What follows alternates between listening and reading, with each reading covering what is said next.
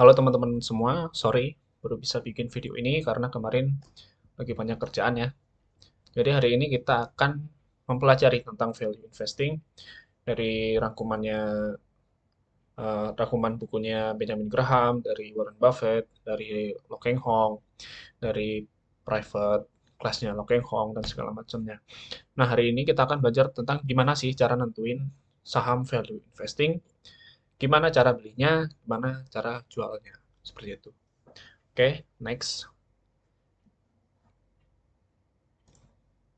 Sebenarnya yang terpenting itu kalian harus tahu kalian itu mau jadi apa. Tentukan kalian mau jadi apa. Yang pertama trader, kedua mau swing atau mau investing. Kalau trader, trader udah jelas capek, harus mantengin pasar tiap hari, harus mantengin candle chart, harus garisin chart, masuk di berapa, keluar di berapa, nanti kalau keluar segini dapatnya berapa, keluar segini dapatnya berapa, kompensasinya seperti apa, lalu pakai martingale segala macam. Biasanya sekali nyangkut pun keuntungan selama ini habis gitu aja kan, capek secara mental segala macam. Secara pengalamanku bertahun-tahun sekalinya nyangkut ya habis itu. Justru justru nyari 10-20% tuh susah dari trading gitu. Kecuali nggak tahu ya, kalau orang kan beda-beda kan. Kalau kalian cocok jadi trader ya silahkan, monggo gitu. Yang kedua mau swing. Kalau swing itu beli di support, jualnya di resist di atas. Tapi kedua ini dari trader ataupun swing itu lebih ke technical, menggunakan candlestick, chart candlestick, bukan berdasarkan value perusahaan. Jadinya ya 50-50 lah. Ini turunnya karena apa ya kurang jelas, ada kemungkinan naik apa enggak ya, tetap 50-50 lah. Sama kayak investasi, tapi kalau investasi kan jelas, itu yang kita beli apa, value-nya berapa. Kalau swing tuh lebih ke candle chart, nggak lebih dari itu biasanya. Nah, kalau investasi biasanya tuh lebih ke jangka panjang. Kita harus menganalisis perusahaan itu gimana bisnisnya, gimana uh, book value-nya, gimana earning per share-nya, keuntungannya berapa, growth-nya seperti apa. Nah, biasanya kalau investing lebih jangka panjang, bisa setahun. Sebenarnya kalau value investing nggak ada pastinya ya, bakal naik berapa bulan atau berapa tahun gitu. Jadi, kalian harus nentuin nih, kalian mau cocok jadi trader, mau nge-swing atau investing. Tentuin dulu kalian mantep di mana, jangan setengah-setengah. Oke, kalau udah mantap ya udah trading, silakan udah trading. Kalau mau swing ya udah cari. Kalian harus mantau pasar, chartnya seperti apa, ini udah waktunya masuk atau belum, hitungannya seperti apa gitu. Kalau mau investing ya silahkan belajar fundamental atau belajar tentang value perusahaan itu. Oke, next. Mindset is everything. Semua, kalian mau sukses atau mau bangkrut atau mau jadi miliarder di pasar modal, tergantung mindset kalian. Secara pengalamanku, sebelum mengenal value investing dan investasi, selama jadi trader ya, udah nge-hold saham harganya termasuk murah sih sebenarnya kalau secara chart ya. Udah nge-hold sebulan, 2 bulan, 3 bulan, 4 bulan nggak naik-naik nih, hah, capek, jual kan. Habis dijual, bulan depannya naik puluhan persen, anjing, capek akhirnya.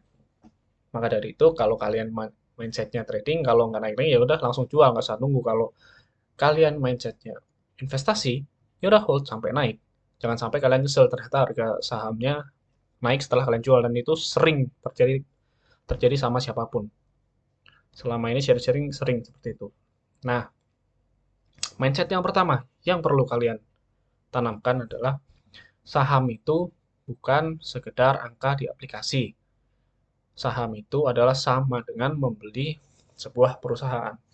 Jangan menganggap kita membeli uh, perusahaan di BI itu nggak sama dengan membeli sebuah perusahaan private lah yang bukan IPO.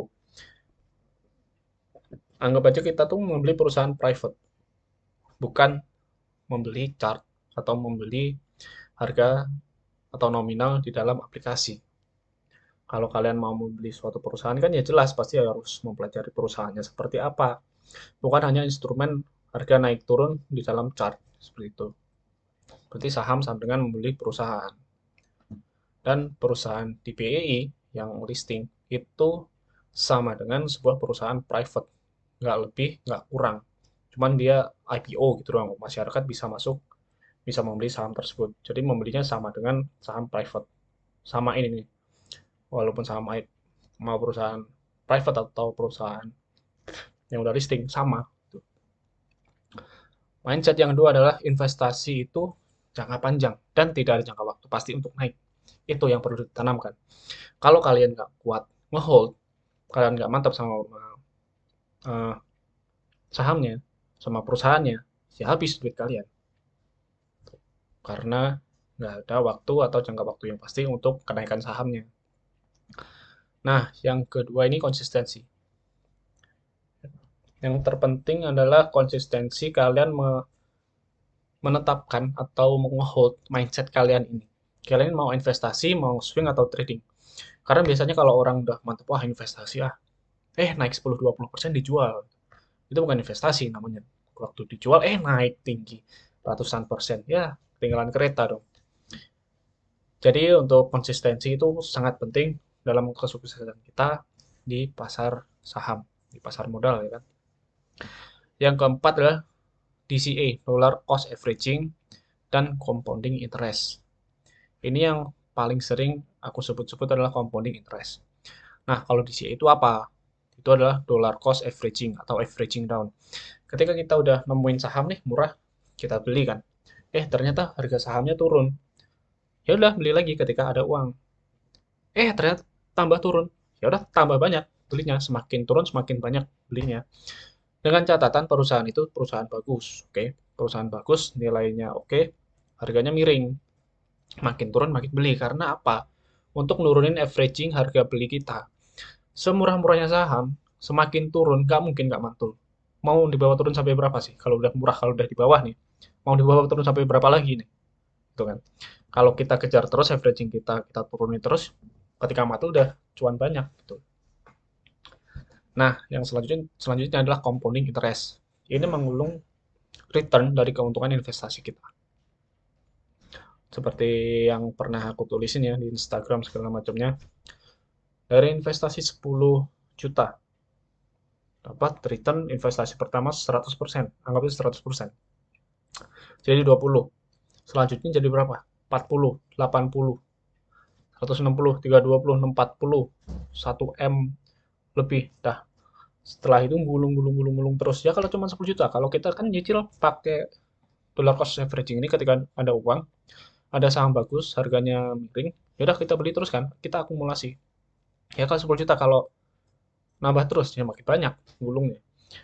Ya kalau kata orang kalau Lo Keng Hong, eh ya dia udah kaya dari awal. Ya emang 1,5 M waktu tahun 98. Kalau 98 sekarang berarti 24 tahun. 1,5 M sekarang jadi 3 triliun. Jangan dilihat modal awalnya, tapi dilihat returnnya berapa persen. Ini berarti kalau 1,5 M 3 triliun berarti 2.000 kali lipat, 200.000%. Kalau 2.000 kali lipat, kalau modal kita itu 10 juta berarti berapa? 20 M. Ya kalau 10 juta, kalau kita ngakum terus nih, 100 juta bisa lah, 100 juta. Ngakum terus 5, 4 tahun, atau 8 tahun, atau 10 tahun. Kalau 100 juta kalau diakumulasi, berarti berapa kalau 2000, dikali 2000? 200 M. Dari 100 juta jadi 200 M. Kita itu nggak ngapa-ngapain. Cuman mantengin, kadang mantengin sesaat, baca laporan keuangan per 3 bulan, analisis saham-saham yang lagi murah. Udah gitu doang. Dari 100 juta jadi 200 M. Itu udah lebih dari cukup. Udah. Jangan dilihat berapa modalnya. Bener loh Keng Hong pada awalnya udah kaya. Tapi kan dia juga ngumpulin dari kerjanya kan. Jangan dilihat nominalnya, dilihat berapa return investasi yang dia dapatin. Gitu.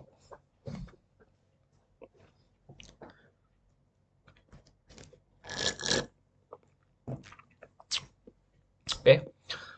Mindset selanjutnya adalah Saham sama dengan cash. Kita beli saham itu nggak jauh beda dari kita pegang cash. Karena apa? Ketika kita nabung di saham, setiap saat kita tuh bisa ngambil, bisa narik. Kalau se kalau suatu saat kita butuh duit tuh, ya udah kita ambil sebutuhnya kita. Kalau udah lagi nggak butuh nih, ya udah simpen, sama kayak cash. Jadi mindsetnya jangan kita tuh jadi terbebani sama investasi, sama kayak pegang cash. Cuman kan kalau butuhnya agak banyak, kita jual saham, mungkin ya T plus 2 ya, bisa dicairkan dua hari selanjutnya. Yang terakhir adalah saham sama dengan kita membeli properti. Karena saham sama dengan kita membeli sebuah perusahaan, jadi sama dengan mindsetnya ketika kita membeli properti. Kita pelajarin tuh sebelum membeli properti kan pasti. Harga di situ normalnya berapa, per meternya berapa, kondisi lingkungannya seperti apa, lalu bangunannya oke apa enggak, terus arsitekturnya bagus apa enggak gitu kan. Kita liatin, kita pantengin, kita pelajarin. Kalau udah mantep nih, oke value-nya, lingkungannya oke, arsitekturnya oke, ya udah kita beli gitu. Ketika kita beli, kita simpen, kita hold sampai harganya naik balik ke harga normalnya. Jadi harga beli saham itu bukan sekedar beli harga di candle chart, di candlestick, tapi kita membeli sebuah perusahaan yang harus dianalisis secara menyeluruh. Jadi mindsetnya adalah membeli perusahaan IPO sama dengan patungan usaha lah dengan private company. Kita membeli private company. Jadi untuk analisisnya ya harus menyeluruh. Tuh. Next, filosofi Lo Keng Hong. Do nothing and simple. Yang pertama, tadi udah disebutin, saham sama dengan kita membeli bisnis, membeli sebuah perusahaan. Laporan keuangan itu adalah language of business. Kalau kita tidak memahami laporan keuangan, sudah jelas kita nggak paham tentang bisnis perusahaan tersebut. Kalau kalian nggak paham sama bisnisnya, jangan pernah beli perusahaan itu. Apalagi kalau kita nggak pernah tahu, nggak pernah pakai, dan sangat-sangat-sangat asing sama bisnisnya. Karena resiko gitu. Karena kan kita nggak tahu apa yang kita beli kan. Oke. Next, saham is the best investment alternative. Karena selama ini untuk investasi yang paling ngasih banyak return itu ya saham sih. Kita nggak ngapa-ngapain investasi 20 tahun aja lo kengkong 2000 kali lipat. Investasi apalagi yang nawarin lebih dari itu. Karena IHSG ini secara masyarakat, partisipasi masyarakat itu baru 2%. Kalau di negara maju seperti Amerika, itu udah 50%. Berarti kan 25 kali lipat dari Indonesia. Anggap aja kalau orang-orang atau masyarakat udah melek saham nih, berarti IHSG harusnya 25 kali lipat dari harga sekarang. Dan rata-rata harga saham itu harusnya juga naik 25 kali lipat dari sekarang. Jadi potensi IHSG itu sangat besar. Dan pasar modal yang ngasih return paling besar itu IHSG selama ini di seluruh dunia ya. Yang ketiga adalah mengikuti role model. Mengikuti role modelnya Warren Buffett. Jadi kalian kalau mau tahu Warren Buffett seperti apa, baca aja bukunya. Banyak kok. Di Gramet, di Tokped. Gitu. Selanjutnya adalah tidur dan do nothing itu lebih baik daripada aktif. Nah, yang perlu dicatat kalau kita udah dapat saham yang murah nih, gitu kan. Udah dapat saham murah, udah beli, udah all in, tinggal tidur. Jangan terlalu fokus pada peristiwa makro. Kita fokusnya sama mikronya. Ketika terjadi peristiwa ya, atau pandemi atau apa atau krisis, kita fokus ke mikro. Ini perusahaan terimbas nggak sama peristiwa ini? Kalau nggak ya udah hold. Tuh. Jadi kalau makro sih secara keseluruhan kita cuek ya. Cuman biasanya kalau peristiwa makro yang kurang oke, yang berimbas pada perusahaan, ya kita ngambil kesempatan itu untuk masuk ke harga yang pas murah. Karena kan pasti turun. Oke, selanjutnya ingin cuan besar tapi tidak serakah. Ini kuncinya adalah sabar. Lo Keng Hong itu sering ketinggalan harga saham karena harganya belum menyentuh target beli yang dia tetapkan. Tuh. Jadi harus sabar dan jangan serakah. Kalau belum waktunya beli karena nggak setiap saat saham murah itu ada kan. Jadi kalau belum waktunya beli jangan masuk. Harus konsisten. Selanjutnya adalah menikmati proses. Karena berinvestasi di saham itu sama kayak seni ya sebenarnya. Ada seninya. Kita menganalisis, kita ngitung memproyeksikan, kita ngitung ini itu laporan segala macam, kita analisis manajemennya seperti apa, ini perusahaannya oke apa enggak. Kita nikmatin itu. Dan ketika nunggu itu uh, merhatiin saham, kenaikan saham, ya kita nikmatin aja gitu.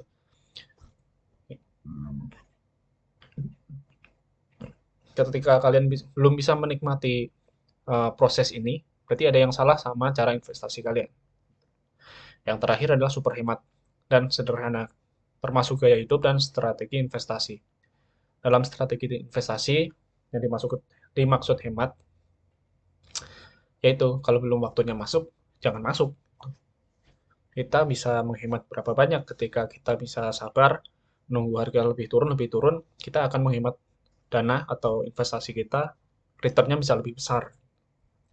Nah, kalau super hemat, sekelas Pak Lo Keng Hong itu hemat banget. Kalau dari ceritanya Pak Lukas ya, sahabatnya Pak Lo Keng Hong itu, Pak Lo Keng Hong parah, hematnya parah.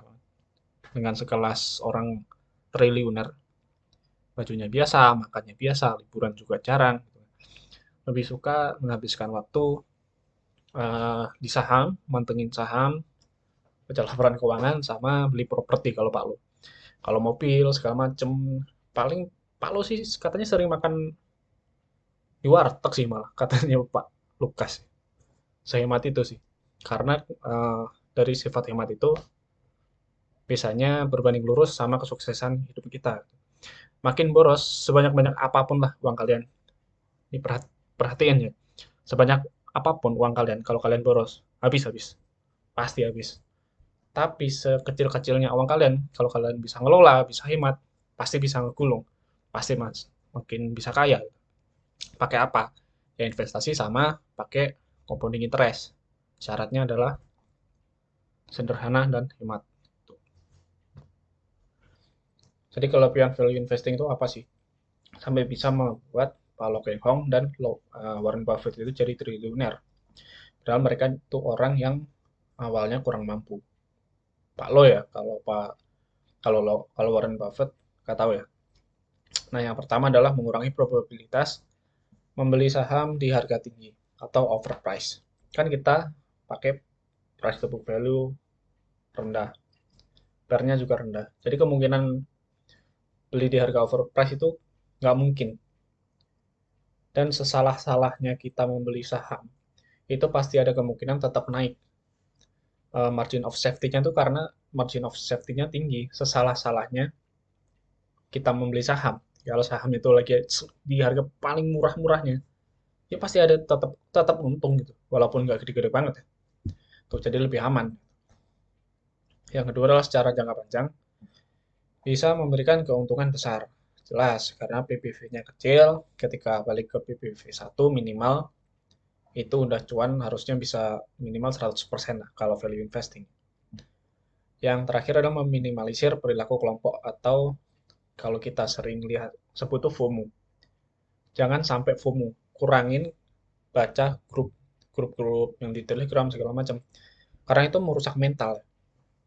Oh, ini mau mau diterbangin nih sama bandar ini itu. Gak usah, jangan terlalu merhatiin kata-kata orang di grup-grup besar. Mau itu di Facebook atau mau di Telegram itu jangan ikutin itulah. Kita hanya membeli sebuah perusahaan yang value-nya oke, terus fundamentalnya oke, manajemennya oke, dan segalanya oke, tapi harganya miring. Selanjutnya adalah karakteristik value stock atau value investing. Yang pertama, kalau kata Benjamin Graham itu, kalau sebuah saham bagus, tapi diperdagangkan 2/3 harga book value-nya, beli aja gitu. 2/3 itu berapa? Ya secara gampangnya price to book value 0,6. Tuh, nih 0,6. PBV 0,6 udah bisa nyicil, udah bisa masuk. Yang kedua adalah cari saham dengan pair kurang dari 5. Yang selanjutnya adalah PBV kurang dari 1. Nah, patokannya berapa? 0,6. Kalau udah di 0,6 udah bisa mulai nyicil. Jangan all in tapi. Kalau 0,3, 0,1 bisa all in lah, nggak apa-apa. Karena udah murah. Lalu yang ini eh, opsional ya, memiliki return of equity itu 10%. Kalau ini biasanya dipakai di saham-saham eh, cyclical atau komoditas. Kalau kayak batu bara itu minimal ROI-nya 10% lah. Karena kan biaya produksinya kecil dan bahan bakunya yang tinggal ngeledakin tanah. Harusnya ROI-nya tinggi, tapi nggak bisa dipakai patokan ini. Lalu saja ada tren positif untuk penjualan dan laba bersih. Jadi kalau labanya masih oke, growth itu menjadi nilai positif lah, tapi nggak saklek di situ. Kalau naik turun stabil, oh masih oke. Oke, selanjutnya debt to equity ratio kurang dari 1.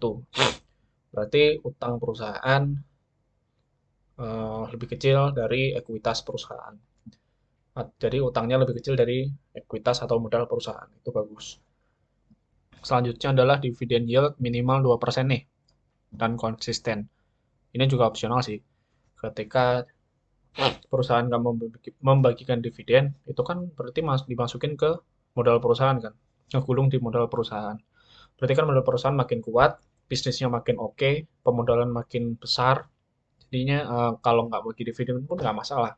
Selama jelas dividennya dimasukkan ke ekuitas atau modal. Yang selanjutnya adalah manajemen yang progresif. Oke, tata kelola yang baik, good corporate governance yang nggak ada masalah secara hukum atau segala macamnya. Selanjutnya adalah model bisnis mudah dimengerti. Semakin simpel perusahaan bisnisnya, semakin gampang ngitung keuntungannya, itu menjadi nilai positif. Oke, yang terakhir, produknya dibutuhkan dalam jangka panjang. Ya, seperti mungkin Unilever gitu kan. Cuman kan kalau Unilever harganya udah mahal. Semakin dibutuhin kan berarti sustainability-nya makin oke secara kedepannya. Karena nggak mungkin nggak laku produknya. Selanjutnya adalah gimana sih Pak Lokeng Hong analisis sebenarnya, analisis secara keseluruhan. Nah, di sini ada PBV CGR. Yang pertama, gimana sih prospek perusahaan itu? Yang kedua, kualitas dari balance sheet-nya, dari uh, debt to equity ratio-nya atau current rasionya itu bagus apa enggak. Yang ketiga adalah valuasinya dari PER sama PBV, price to book value. Yang keempat adalah corporate, sebenarnya good corporate governance ya. Corporate governance-nya oke apa enggak, ada masalah apa enggak. Kalau nggak ada masalah, nggak ada berita masalah apa segala macamnya, udah berarti oke, masuk hitungan. Terus yang terakhir itu adalah resikonya. Resikonya ketika kita masuk sekarang, itu resikonya apa? Kalau secara contohnya batu bara lah.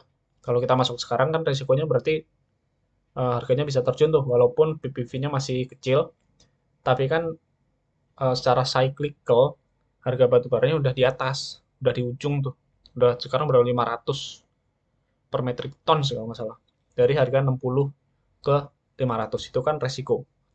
Resikonya bisa terjun gitu. Oke, yang pertama tadi kan prospek.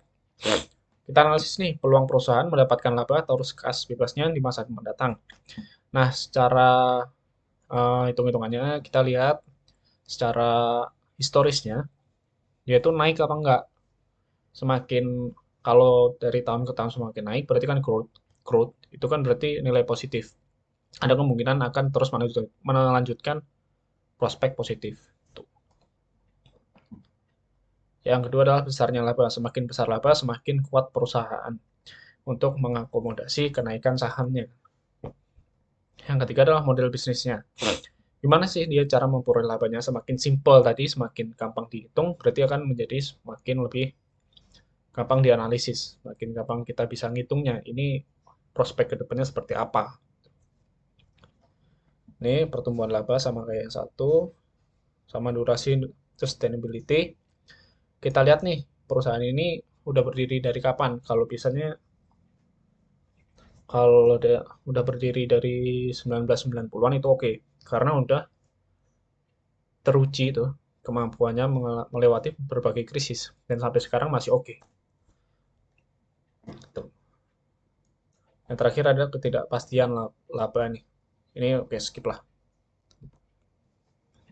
Nah, yang terpenting ketika kita membeli saham, eh, alasannya apa? Minimal ada satu alasan lah kita alasan kuat untuk membeli saham tersebut gitu. Nih, contoh-contohnya yang pertama adalah adanya produk baru atau service dari perusahaan tersebut. Kalau ada perusahaan mengeluarkan produk baru yang berpotensi menaikkan laba perusahaan, itu oke.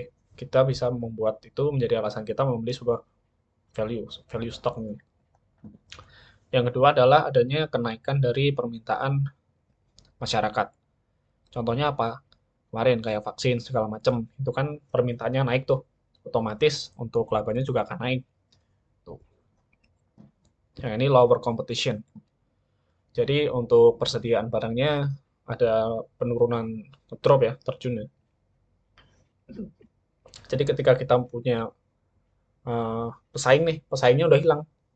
Jadi kan customer dari pesaing ini akan masuk ke kita nih. Tuh. Jadi otomatis akan menjadi nilai positif. Terus selanjutnya adalah higher price for product. Contohnya batu bara ya. Untuk selama ini kan naiknya udah berapa ya? 1000% kali ya. Dari 40-50 ke 500. Selanjutnya adalah positive change in industry. Jadi satu positif industri sama regulasi baru atau dari pemerintah untuk industri-industri tertentu biasanya. Lalu adalah new management. Contohnya apa? Contohnya uh, BRMS. BRMS itu kan punyanya Bakri tuh. Cara manajemen kan kurang selama ini. Tapi grup Astra kalau grup Astra itu masuk ke dalam BRMS. Jadi itu menjadi nilai positif. Selanjutnya adalah price drop more than value drop. Biasanya kan kalau Mr. Market menyikapi sesuatu itu kan berlebihan. Price-nya ini turun lebih dari penurunan sahamnya. Padahal ibaratkan laba tahun ini turun 10%. Tapi sahamnya karena orang-orang FOMO takut panic selling segala macam, ngedropnya harganya sampai 50%. Padahal kan keuntungan cuma ngedrop 10%. Jadi PBV-nya kecil, PER-nya kecil, ya udah kita beli gitu. Selanjutnya gimana sih untuk memanage risiko? Yang pertama, kita harus berani ambil risiko. Karena ketika kita tidak berani ngambil risiko, kita nggak akan dapat apa-apa gitu. Cuma takut, takut, takut, takut, takut, takut, takut. Yang lain udah nyampe miliaran, kita masih cuma takut, takut, takut. Janganlah. Nah, dalam mengambil risiko ini, ya kita harus benar-benar menganalisis perusahaan tersebut. Jangan asal. Gitu. Nah, makanya harus penuh perhitungan dan tidak spekulatif. Spekulatif itu ya seperti trader itu spekulatif, untung-untungan. Selanjutnya adalah cara mengelola risiko dengan mengenal sahamnya. Fokus pada beberapa saham yang dimengerti, beli pada harga rendah, dan monitor kondisi perusahaan. Itu penting. Empat ini penting lah. Harus tahu ini empat ini. Dan yang kedua adalah berani averaging down, tapi nggak selalu. Kenapa nggak selalu? Karena ketika turun dikit ya jangan beli dulu gitu kan. Ya kita kalau udah tahu target-target bawahnya, sebelumnya tuh itu jangan averaging down, jangan beli lagi gitu. Harus kita tunggu lah. Nah, untuk cara lengkapnya gimana sih cara memilih saham? Ini sebenarnya yang kalian tunggu-tunggu kan? Gimana sih cara memilih sahamnya? Yang pertama, cari saham dengan price to book value 0,6. Ini udah mulai boleh nyicil lah. Selanjutnya adalah price to earning ratio kurang dari 5 dan debt to equity rasionya kurang dari 1. Kita harus lihatnya di Stockbit. Ntar kita buka ya. Yang kedua adalah lihat PER dan PBV di chart Stockbit. Pastikan posisi sekarang ini sedang di bawah, eh, di posisi bawah dibandingkan dari 10 sampai 5 tahun yang lalu gitu. Kalau di Stockbit ada nih. Oke, yang ketiga tuh lihat rincian keuangan 5 tahun terakhir di iPod. Kalau lihat PBV-nya di Stockbit, kalau untuk rincian 5 tahun terakhir di iPod. Oke.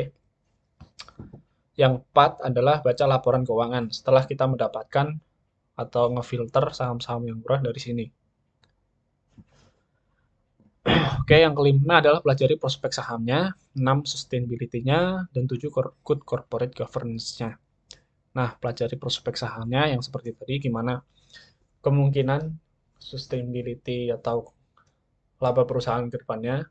Tuh. Yang keenam ada sustainability. Sustainability itu kemampuan bertahan perusahaan ya.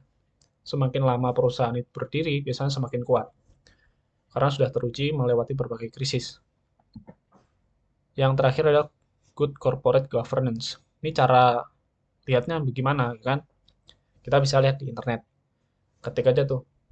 Uh, Seumpama saham BMTR gitu. Ketik aja BMTR kasus gitu. Ntar biasanya keluar tuh. Kalau nggak keluar berarti oke. BMTR kasus atau BMTR penipuan atau BMTR kasus pajak gitu. Kalau nggak ada di internet berarti masih oke lah. Tapi kalian harus hafal nih perusahaan-perusahaan atau manajemen yang kurang baik seperti Bakri. Bakri itu selama ini track record-nya kurang baik lah. Kalau kayak Astra, kayak Sinarmas, itu bagus itu. Oke lah.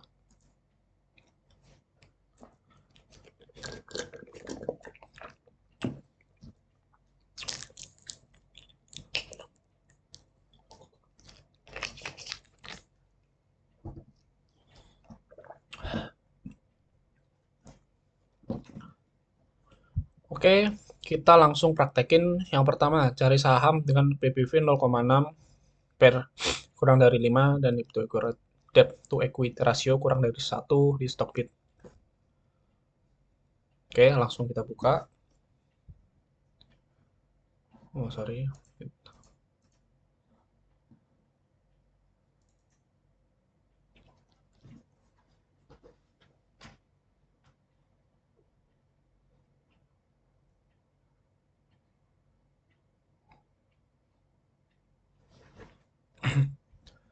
Kita buka di Stockbit.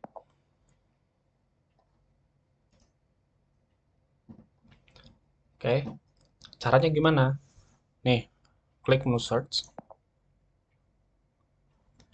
screener.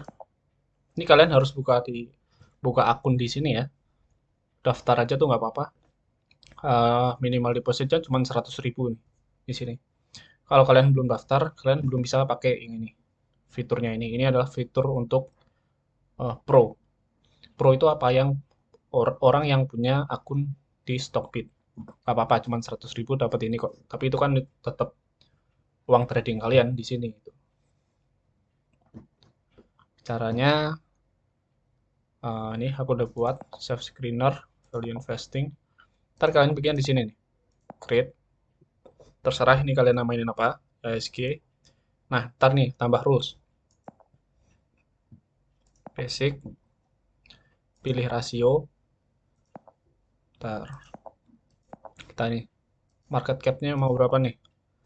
Ini lebih dari, ini kurang dari, lebih dari sama dengan, kurang dari sama dengan atau sama dengan. Market cap-nya ya minimal berapa ya? 100 miliar lah ya. Tuh. Oke.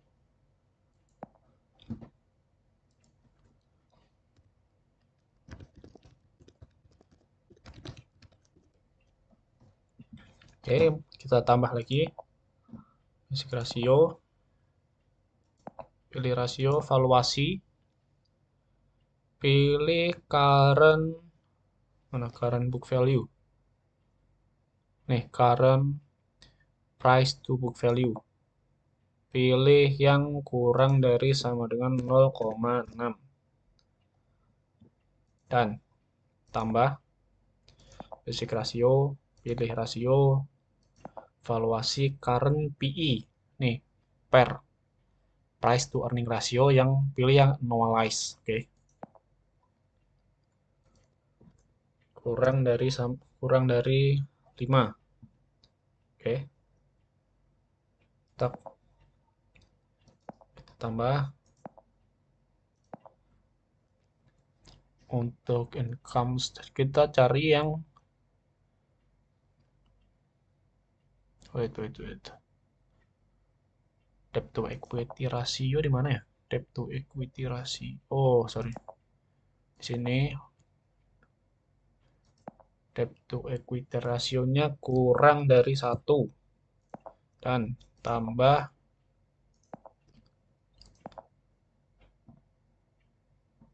income statement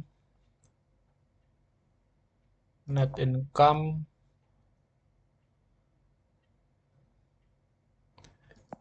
annual tahunan. Kita pengen cari saham yang labanya positif alias nggak rugi kan. Berarti yang lebih dari satu rupiah maksudnya. Oke. Oke, screen. Langsung keluar nih. Ini bisa screening short ascending atau descending. Mau dari market cap atau dari current price.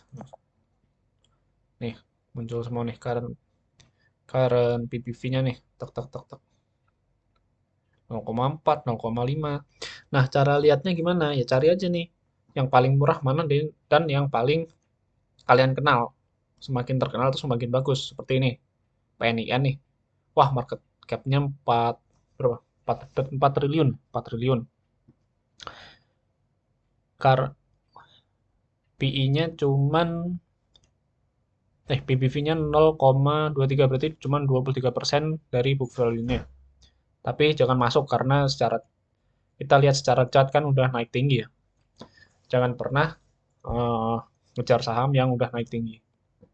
Oke, selanjutnya nih kita lihat PI-nya oke, masih oke lah. Ya ini semua udah masuk kriteria ya, tinggal kita cari yang paling oke nih. Setelah di screening,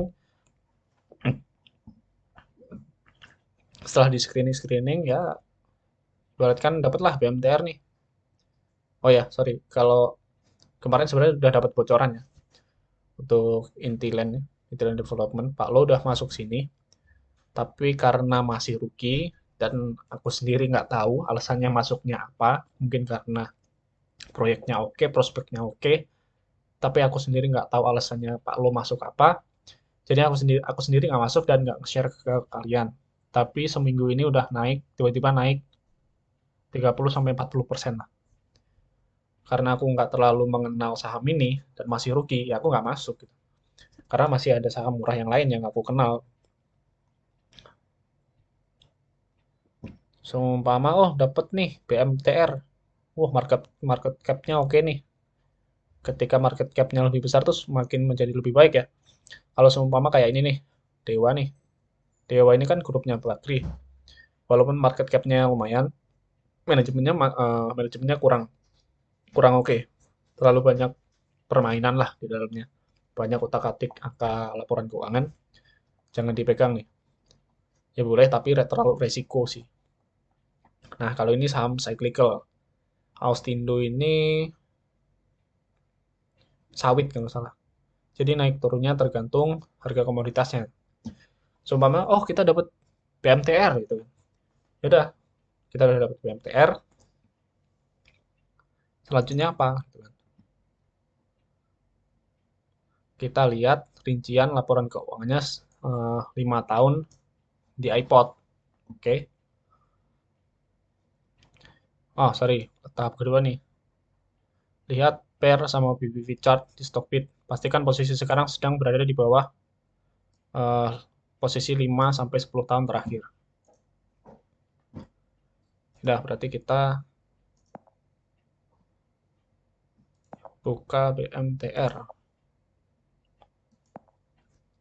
BMTR. Oke. Cek.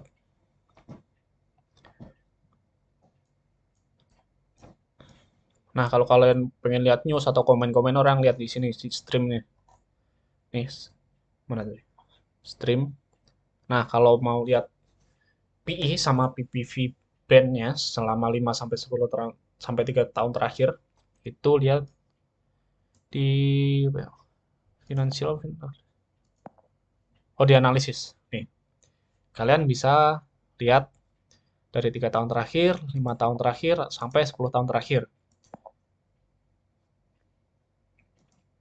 Nih, pastikan PI-nya berada di posisi relatif bawah dari 10 tahun terakhir.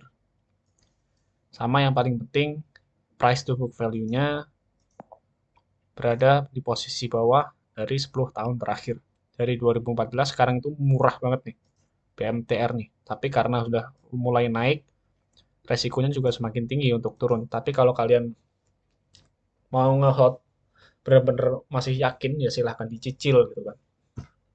Jangan langsung masuk banyak. Kalau ketika kemarin kan nih di sini nih di bawah garis-garis ini kalian all in ya silahkan. Tuh. Tapi karena udah mulai naik nih di ujung kan kelihatan udah mulai naik, jangan dikejar. Gitu. Nah ini yang garis hijau ini adalah min atau nilai tengah dari PBV paling rendah, paling tinggi dan paling rendah. Ya pokoknya ini nilai tengahnya lah yang hijau ini. Nah targetnya biasanya kapan? Belinya ketika udah mendekati garis ini dan beli lebih banyak lagi ketika mendekati garis ini yang bawah 0,71 ini. Tapi kalau udah relatif bawah dari 10 tahun terakhir ya udah beli aja nggak apa-apa. Tapi ini bukan patokan pasti ya. Ini cuma salah satu patokan untuk masuk di saham itu. Lihat PBV di posisi bawah dari 10 tahun terakhir sama PI-nya. Ini kan juga masih bawah nih. Tuh. Jadi kalau technical kita kan lihatnya support di candlestick, di chart candlestick. Kalau value investing lihat posisi PBV udah di support bawah atau belum. Kalau belum di support bawah ya jangan masuk. Oke. Selanjutnya, oh oke udah di bawah nih, gitu kan. Yang ketiga nih, lihat rincian keuangan 5 tahun terakhir di iPod.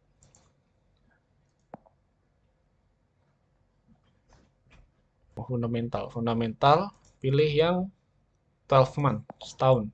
Go, klik, klik ini ya. Oke, kita langsung bisa lihat dari 2016 sampai 2022 nih. Ini kan 2022 baru keluar yang per 3 bulannya, per Maret. Ini anualisnya. Jadi dikali 4 otomatis dikali 4 sama dia tuh. Nih, net profitnya dari 300 kan kali 4, 1,3 triliun. Ini cuman proyeksi otomatis dari sistemnya. Disetahunkan lah. Nah, ini yang setahun 2021, 2020, 19, segala macam. Kita lihat nih, revenue-nya growth apa enggak nih? Dari 2015, 16 ke 17, naik. Naik terus, 19, naik. Turun dikit, galahkan corona kan. Tapi dalam corona pun masih revenue-nya turunnya kecil. Berarti kan perusahaan hebat ini. Lalu 2021, wah naik. Naik berapa nih? 10% lebih nih. Dan 2022 diproyeksikan agak turun dikit. Tapi ini kan masih per 3 bulan, ini belum final, angka final nih. Secara revenue oke. Nah, net profitnya gimana? Kita lihat. 200 miliar, naik 400, 800, 1 T. 2020 corona turun nih, oke. Makin kesini makin naik nih, stabil lah. Berarti ini oke nih perusahaan. Revenue oke, net profit oke, stabil, cenderung naik. Tapi harganya turun banget tuh, PPV masih di bawah 10 tahun terakhir. PI di bawah 10 tahun terakhir. Ya udah beli gitu. Tapi kalau secara chart kan udah mulai naik. Tapi jadi ya risikonya masih lebih besar lah dari sebelum-sebelumnya. Nih pairnya. Sekarang di bawah 4 nih, bawah 5. Oke, masih oke sih sebenarnya. Setelah lihat kita harus baca laporan keuangannya nih. Laporan keuangannya. Nah, ini cara nyarinya downloadnya di mana? Caranya di sini. X laporan keuangan. Laporan keuangan tahunan. Tek, kita mau nyari yang nih, triwulan 1 2022, ketik PMTR. Tik, tik. Nah, keluar kan? Cari yang PDF, surat pengantar, pernyataan, unaudit. Nih, biasanya ini harusnya. Terus download, tek, gitu kan. Bisa download, buka di sini nih. Nah, langsung buka yang downloadannya, kita lihat yang perlu dianalisis apa, gitu kan. Ini kan yang kalau laporan keuangan seperti yang video sebelumnya sudah dijelasin, terdiri dari 4 komponen. Yang pertama, laporan posisi keuangan. Ini satu. Terus laporan laba rugi. Ini dua. Terus laporan perubahan ekuitas. Ini tiga, sama ini 4. Laporan arus kas. Oke. Ini yang benar-benar harus dipelajari itu sebenarnya adalah yang satu sama yang kedua nih. Nah, selanjutnya bawah-bawahnya apa? Ini catatan atas laporan keuangan. Ini adalah rincian-rincian dari angka-angka atas ini. Nah, yang perlu dianalisisnya caranya gimana? Kita lihat perubahan angka dari 2000 ini 2021 ke 2022 ini ada kenaikan yang signifikan apa enggak gitu. Atau ada akun-akun yang mencurigakan apa enggak gitu. Nah, kalau untuk melihat kualitasnya, kualitas balance sheet, laporan posisi keuangannya, kita bisa menggunakan debt to equity ratio sama current ratio. Current ratio itu apa? Membandingkan current asset sama current liabilitas atau utang jangka pendek. Current itu jangka pendek itu maksudnya kurang dari setahun. Yang bagus itu seperti apa? Nah, yang bagus adalah current asetnya lebih besar dari current liabilities-nya. Aset lebih besar dari utang jangka pendeknya. Jadi bisa menutupi utang itu pakai aset jangka pendek. Karena kan kalau aset jangka panjang kan nggak bisa diuangin. Kalau utangnya udah jatuh tempo, mau bayar pakai apa gitu kan. Yang selanjutnya adalah debt to equity ratio. Membandingkan total total ini liabilitas, total utang sama jumlah modal kita. Berarti kan 9 banding 25. Berarti kan utangnya kecil banget nih. Berarti oke, karena debt to equity ratio itu kan yang bagus di bawah 1. Kalau ini berapa ya? 0,3 lah kalau nggak salah. Nah, sebenarnya debt to equity ratio itu yang benar. Hitungnya itu bukan secara keseluruhan liabilitas, tapi dari utang-utang yang ada bunganya, yang berbunga, kayak utang bank atau utang apalah yang ada perjanjian bunganya, berbunganya. Karena kalau utang yang lain ke pihak ketiga atau ke pihak berelasi, itu kan bayarnya lebih fleksibel, nggak harus bayar di bawah 1 tahun, gitu. Masih bisa molor. Kalau utang bank kan itu udah ada perjanjiannya kapan bayarnya, kapan jatuh temponya, terus kalau telat bayar kan ada bunganya gitu, ada konsekuensinya lah. Jadi harus dihitung. Oke. Nah, biasanya ada yang tanya nih, kenapa kok eh, kita ngitung liabilitas itu dari nih keterangan pemilik entitas induk. Ini kan laba komprehensif, laba keseluruhan kan ini nih. Tapi kenapa yang kita hitung dibagi per lembar sahamnya ini? Karena eh, sisanya ini secara proporsional kepemilikan saham di anak-anak perusahaannya itu kan nggak 100% punyanya BMTR tuh. Kan patungan sama yang lain juga tuh. Nah, kalau untuk saham BMTR kan cuma mewakili BMTR doang. Jadi kalau untuk pihak lain yang joinan di perusahaan anaknya BMTR, ya ini jatahnya mereka, bukan jatah kita gitu. Makanya yang dipakai cuman ini. Ininya nggak boleh dihitung nih. Karena bukan punyanya BMTR. Ini jatah proporsional atas kepemilikan saham PT lain di anak-anak perusahaan BMTR. Seperti itu. Ya, oke, oke, oke lah. Ini bisa dibaca sendiri ya. Ada dari operasional, investasi, sama pendanaan. Seharusnya kalau yang bagus sih, kalau perusahaan emang labanya besar dan benar-benar ada cash inflow, ada menerima cash, uang cash, itu harusnya ini positif sesuai dengan eh, keuntungan perusahaan. Bukan seperti Bukalapak. Bukalapak kemarin kan kalau yang digembar-gembarin kan wah naik, cuannya naik ribuan persen, ratusan persen atau berapa gitu. Setelah aku lihat, ternyata itu pendapatannya cuma dari kenaikan investasi, nggak ada uang real, nggak ada uang real yang dia dapat gitu. Jadinya cashnya tetap segitu, nggak ada kenaikan. Jadi itu cuman pengakuan aja sih. Dan kenaikan yang bukan operasional, yang nggak continue, itu nggak bisa kita jadikan patokan untuk membeli saham tersebut. Gitu. Karena untuk tahun kedepannya kan ya prospeknya nggak sebagus sekarang, cuman momentum aja sih. Itu.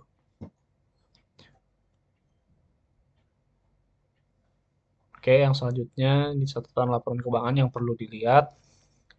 Ini dari sini sampai,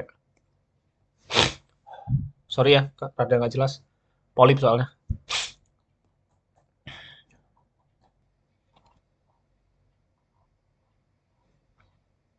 Sampai sini.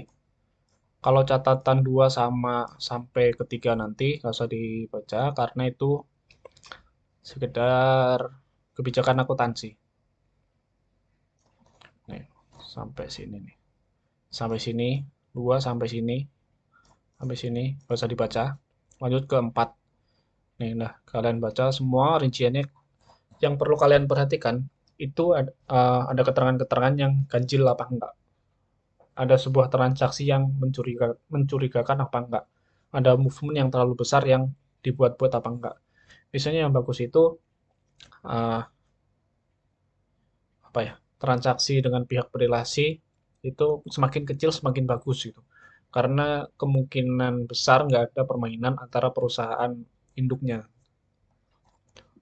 Oke, udah kalian baca nih udah sampai habis sih, sampai bawah sini. Kalian pelajarin kalau ada yang mencurigakan, ya harus kalian dalamin lagi nih. Ini ada kasus apa enggak?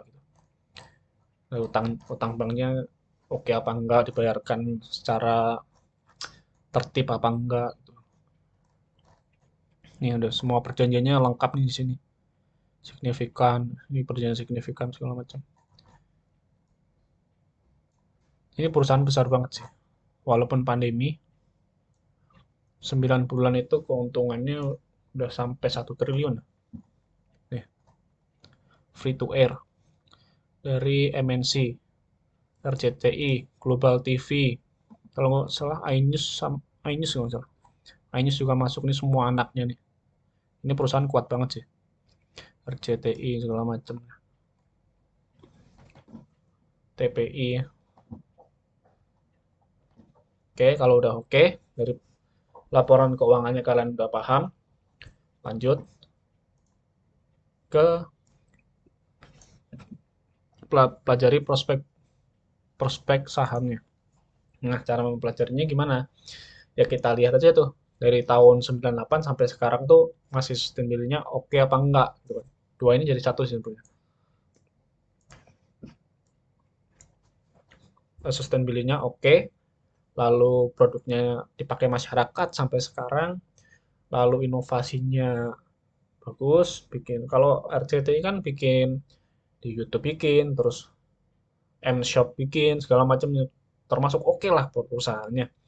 Untuk penjualan juga oke, keuntungannya oke, dipakai masyarakat secara sinetron walaupun ya begitulah ya. Tapi kan mak-mak suka banget tuh sinetron, berarti kan kemungkinan nggak lakunya dikit gitu. Terus sustainability-nya kan dari tahun, kita lihatlah tahun berapa ya? Ada nggak ya?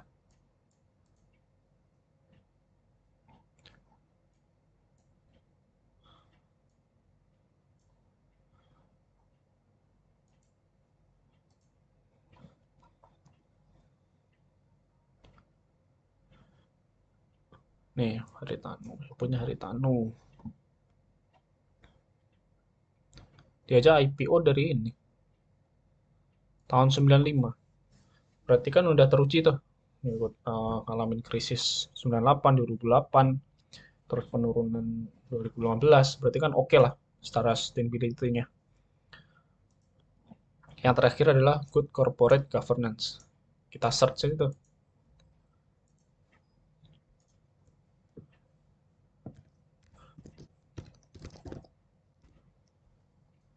Menang gugatan saham emiten.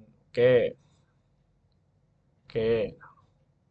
Kalian search nih. Kalau nggak ada, ya kalian ganti-gantilah kasus, kasus kayak atau kasus pajak gitu kan.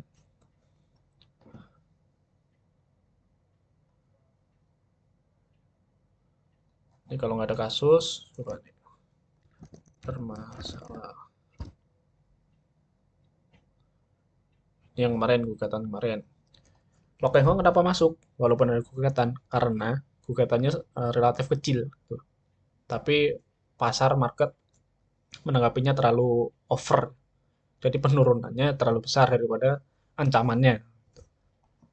Ya udah dia beli lah.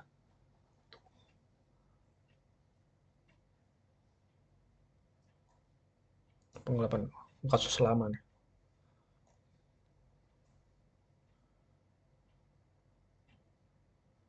Oke lah, ini kasus lama. Oke, kalau nggak ada oke. Ya udah, kita beli. Nah, cara belinya gimana? Cara belinya nanti kita jelasin. Kalau udah nemu nih, udah nemu satu saham. Oke, untuk selanjutnya, apakah saham perusahaan wajib dalam kondisi profit ketika kita beli? Jawabannya adalah enggak, enggak harus sedang untung. Justru ketika turun kalau kayak Indi tahun 2016 itu kan Indi PBV-nya kecil, barnya besar karena harga batubara lagi turun-turunnya. Karena kan ada super cycle. Batubara biasanya per 10 tahun. Kalau naik naik terus, kalau turun turun terus gitu kan. Ketika di tengah-tengah 2016 itu kan sahamnya drop tuh, lagi mengalami kerugian, tapi secara modal itu kan besar banget. Kerugiannya itu kalau berapa ya? Cuman berapa persen tuh dari modal. Walau untuk sustainability-nya mas untuk 10 tahun ke depan masih oke. Cuman harganya terlalu turun. Ketika itu Lock Hong beli di harga berapa ya, 200 atau berapa gitu. Mantul. Dari 200 ke 2000 atau 3000-an itu. Nah, jawabannya eh, nggak wajib untuk membeli saham yang saat ini untung. Rugi pun nggak apa-apa. Tapi yang harus diperhatikan itu adalah ruginya karena apa gitu kan. Kalau cyclical ya wajar lah mengikuti harga komoditas. Kalau untuk eh, saham apa ya kemarin? Adalah pokoknya kemarin kerugian itu karena kerugian kurs. Padahal itu kan cuman momentum sesaat kerugiannya. Harganya murah karena orang-orang anggapnya terjadi kerugian besar. Padahal itu kan bukan kerugian operasional. Masih bisa ke cover, bisa comeback tahun-tahun selanjutnya. Disitulah waktu kita untuk membeli. Kita harus serakah ketika orang lain takut, dan kita harus takut ketika orang lain serakah. Jangan dibalik, oke? Okay? Lalu sahamnya pada sektor apa? Nah, tadi kan ada cyclical. Cyclical itu ya tergantung komoditas. Kalau manufaktur biasanya berbanding balik sama komoditas karena manufaktur biasanya produksinya menggunakan komoditas-komoditas ini, bukan produsennya. Jadi harus diperhatiin nih dua ini. Dan apakah saham wajib untung besar banget? Jawabannya adalah enggak. Contohnya apa? Tuh.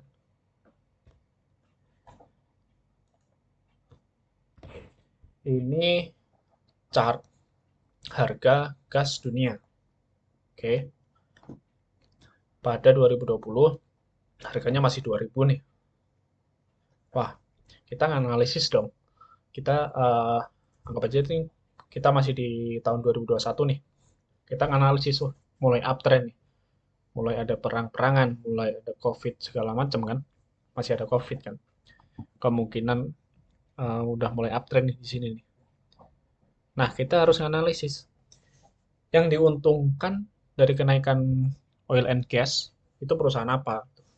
Terus kita lihat, kita searching, searching, searching.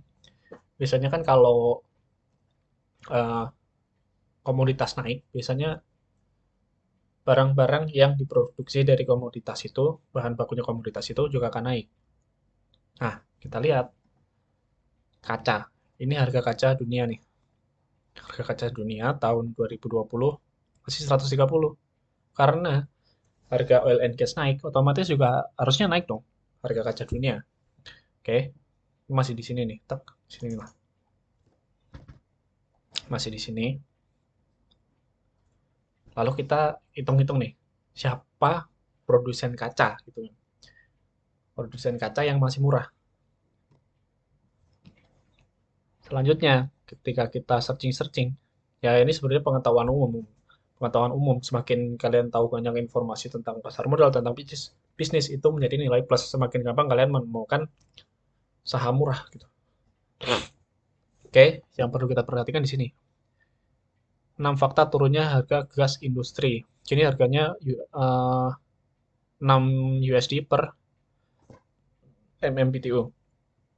Itu per 1 April 2020.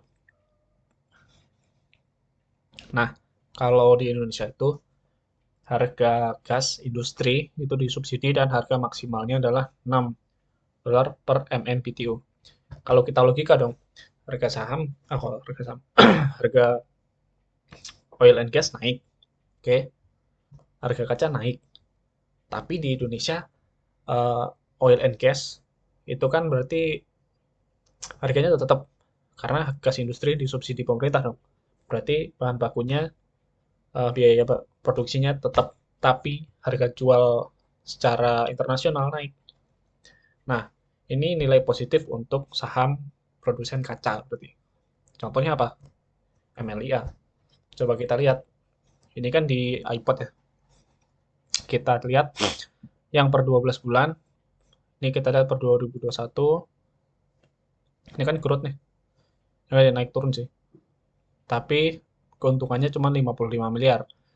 Tergolong kecil sih sebenarnya untuk perusahaan IPO. Ini 55 miliar. Nah, karena positif produksinya harusnya ya, produksinya eh, biaya produksinya tetap karena harga gasnya disubsidi oleh pemerintah, tapi harga jualnya harusnya naik berkali-kali lipat karena harga jual glass di internasional tuh naik. Kita lihat nih. Sales 2020. Mana sales. Oh, ini revenue. Tek 2020 3,7 kan. Langsung naik ke 4,4. Walaupun naik cuma nggak terlalu signifikan karena keuntungan sebelumnya kecil, ditambah kenaikan yang berapa persen ya nih? Ya hampir 40% lah ya, 40%. Itu naiknya jadi berkali-kali lipat gitu. Ini berkali-kali lipat karena apa? Keuntungannya sebelumnya kecil. Dengan begini, eh, sentimennya akan positif. Jadi secara bisnis kita harus pinter-pinter menganalisa sebuah pasar, sebuah market. Jadi dari empat tiga komponen ini, kenaikan ini, kita bisa menganalisis, kita dapat sahamnya, kita beli, kita bisa untung ratusan persen. Coba kita lihat untuk nih MLIA, Mulia Industrindo, tahun 2021 nih. Harganya masih di sini nih. Ketika harga gas sama kaca naik, oh belum naik dia tuh. Nih, kita lihat PBV-nya 0,27 nih. PER-nya berapa nih? PER-nya 13 nih. Tapi kan ini ketika belum naik-naik banget kalau yang akhir 2020 kan. Tapi udah ada uptrend, harga gas naik, harga kaca naik, tapi industri gas di Indonesia gasnya disubsidi gitu. Disubsidi itu harga maksimalnya cuma $6 per MMBTU. Oke. Kita lihat PBV-nya kecil, kita beli kan 2020 tep, pas 2021 naik naik naik naik, pernya langsung kecil. Karena apa? Labanya naik berkali-kali lipat gitu. Walaupun revenue-nya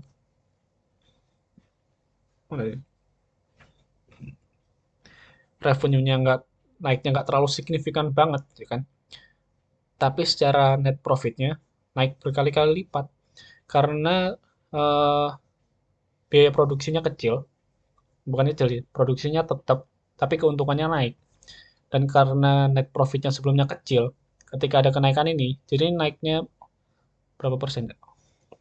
Net profit, persen, 1000%, 10 kali lipat lebih sih, 11 kali lipat mungkin. Tuh. Pasti orang FOMO nih, pada beli semua nih. PBV kecil, pernya jadi kecil, keuntungannya naik 1000 kali lipat. Ini lo Hong masuk nih, di sini nih, di seratusan ya. Sekarang berapa nih? 600, 500%. Ya setahun 500%. Gede banget ya. Itu caranya. Nah, selanjutnya cara beli sahamnya gimana? Itu kan. Kita tadi kan ceritanya udah dapat BMTR nih, udah dapat saham yang murah, kualitasnya oke. Jika saham tersebut benar-benar menjanjikan seperti BMTR segala macam dan harga PBV sama PI-nya di bawah, relatif di bawah 10 tahun terakhir, ya udah all in nggak apa-apa. Ketika all in, ntar kalau turun gimana? Ya kalau ada uang beli lagi gitu. Terutama kalau yang karyawan ya, yang udah gajian, tiap gajian sisin berapa persen beliin tuh. Makin turun, tambah lagi, tambah lagi, tambah lagi. Apa-apa. Untung-untung pasti. Asal satu, sabar. Oke. Selanjutnya, jika masih ada kemungkinan bisa lebih murah, belinya nyicil. Makanya kalau masih 0,6, PPV 0,6, cicil aja tuh. Kalau lebih turun, makin banyak belinya. Jangan nunggu-nunggu terlalu takut-takut. Kalau udah masuk ke targetnya, beli. Karena nggak ada yang tahu kapan saham ini akan naik. Jangan sampai nyesel. Terus kapan kita beli lagi jika turun? Ya kita lihat di, sorry ya, polip pindeng nih. Kita lihat nih, seumpama kan harganya masih di sini, PI-nya nih. Kapan beli lagi nih? Ya ketika nyentuh support-support di sini. Ketika nyentuh di sini, kita belinya lebih banyak. Ketika turunnya masih di sini, ya udah cicil aja beli dikit-dikit. Ketika udah turun mendekat ini, beli sebanyak-banyaknya. Gitu. Sama juga ketika PBV-nya makin turun. Kalau ini kan udah turun banget nih. Kapan beli lagi nih? Ketika di bawah garis merah. Harusnya kalau kalian sabar ya. Nah, jika makin lama makin turun, beli terus ketika ada uang dan harga sudah pada target beli. Ini pakai konsep DCA, dollar cost averaging yang averaging down tadi sih. Nah, selanjutnya cara jual sahamnya gimana cara jualnya? Yang pertama adalah lihat PBV-nya, PBV band di Stockbit. Jual bertahap jika PBV sudah mulai mendekati PBV tertinggi selama 10 tahun terakhir. Nah, BMTR kapan jualnya? Relatif, kalau udah nyentuh. Sebenarnya nyentuh satu udah mulai bisa jual sih. Kapan buang keseluruhan? Ketika udah mendekati garis merah sini, pink ini sama kuning ini. Tuh. Jadi Lokeng Hong tuh selama ini kayaknya nggak pernah all in. All in tuh cuman di saham UT, United Tractor itu tahun 98. Karena secara keuntungan per lembar saham tuh keuntungannya Rp7.000 loh. Tapi sahamnya dijual cuma Rp100. All in dia. Dari 1,5 M 5 tahun kalau nggak salah 5 tahun jadi 95 M. Enak kan? Yang penting tahu apa yang dibeli gitu. Kalau ibaratnya deposito nih, anggap aja lah. Ini saham tuh deposito lah 1 miliar. Keuntungannya per tahun 30 juta kan. Kalau bunganya 3%. Nah, dijualnya cuma 100 juta. Masa nggak kita beli sih? Kalau 100 juta kan berarti PBV-nya 0,1. Per-nya cuma 3 tahun. 3 tahun kita balik modal ini. Cuman kan kalau di saham nggak semuanya dibagiin ke kita. Karena digulung terus tuh. Digulung ke modal saham, ke modal perusahaan. Nah, ketika kita beli 100 juta nih, ketika balik ke book value-nya ke 1 miliar, kan kita udah untung berapa tuh? 900%. 9 kali lipat. Gede banget itu investasi. Return-nya seperti itu. Nah, eh, kalau untuk margin of safety, itu maksudnya adalah ketika kita salah beli saham, karena kita belinya udah di harga semurah-murahnya, ternyata tahun depan performanya turun. Kita masih tetap untung. Walau seumpama kita beli di 100 juta nih, tadi yang 100 juta, 100 juta, book value-nya 1 M. Kan berarti kita beli di BBV 0,1. Kalaupun perusahaannya tahun depannya turun performanya, setengahnya lah, jadi 0,5. BBV kita kan belinya masih 0,2 hitungannya. Masih ada kesempatan untuk cuman berapa? 400%. Makin besar margin of safety, makin besar juga keamanan investasi kita. Kalau PBV, kalau margin of safety sih ngitungnya kalau nggak salah 1 dikurangi PBV. Itu kalau kita belinya PBV 0,1, berarti margin of safety kita ya 90%. Kalau PBV kita belinya PBV 0,45, berarti margin of safety-nya 55%. Makin besar PBV, makin besar margin of safety, kan semakin aman. Oke. Okay? Yang terakhir, kunci utama investasi itu adalah sabar. Ketika kalian nggak sabar, nggak konsisten, perjalanan kalian akan sia-sia. Yang kuncinya adalah jangan fokus ke makro, jangan takut-takut. Ketika makro kayak resesi, kayak krisis, kalau secara perusahaan itu nggak berimbas, tetap bisa sustain, ya udah, cuekin, nggak usah baca berita, pasti comeback kok. Nah, untuk PR-nya, kalau saham value investing itu nggak selalu ada. Bahkan Warren Buffett sama Lo Keng Hong itu sempat setahunan ada tuh 1 tahun nggak transaksi sama sekali karena emang secara value nggak ada saham yang value-nya terlalu murah.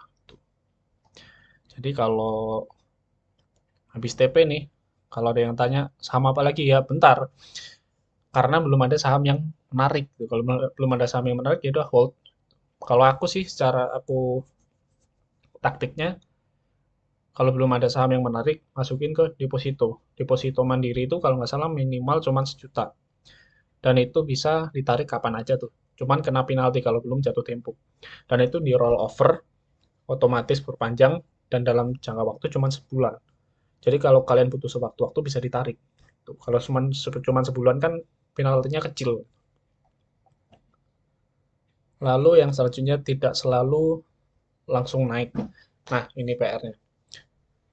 Ketika kita beli, kalau belum benar-benar mantap di value investing, biasanya kalau ketika beli ternyata turun, deg-degan tuh.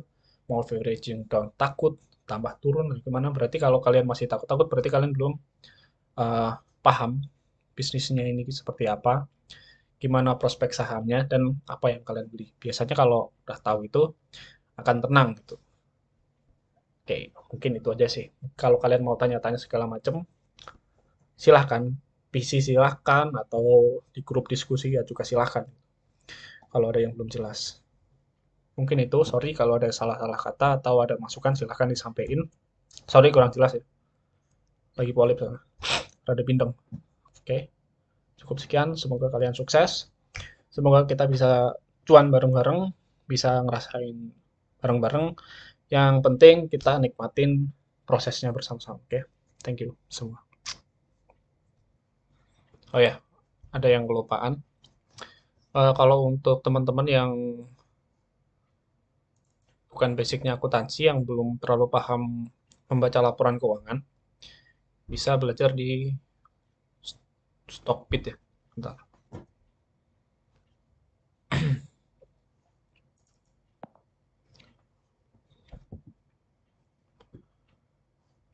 Sorry. Stop it.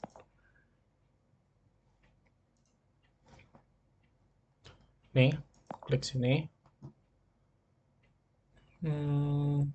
Nih, Stockbit Academy. Nih, semua video pembelajaran tentang laporan keuangan ada di sini nih. Yang mana ya? Startup.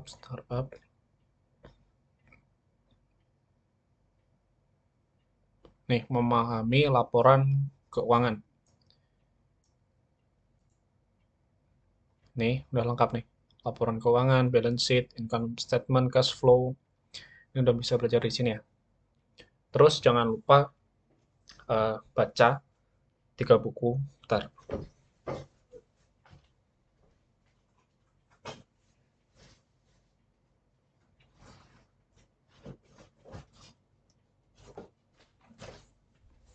Nih, minimal baca 3 buku ini.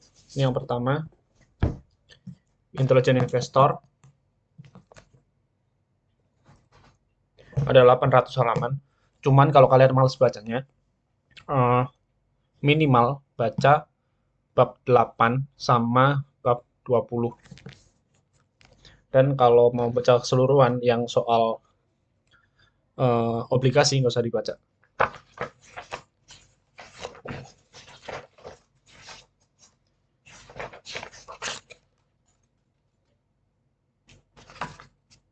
Nih, bab 8 tentang investor dan fluktuasi pasar sama bab 20 margin of safety sebagai konsep sentral investasi.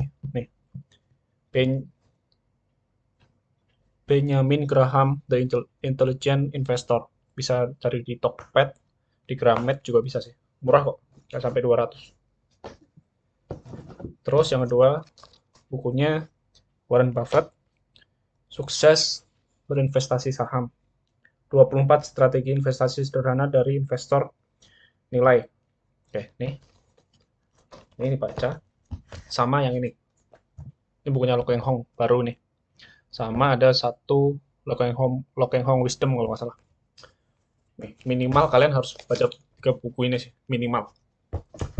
Nah, ini gurunya dari Warren Buffett. Warren Buffett tuh awalnya baca buku ini, akhirnya dia praktekin dari yang bab 8 sama bab 20.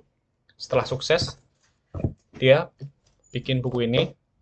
Nah, Lo Keng Hong setelah baca buku ini, setelah sukses, dia bikin buku ini.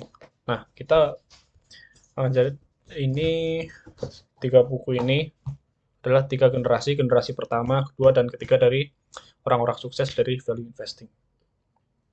Oke, selamat belajar dan selamat membaca. Thank you.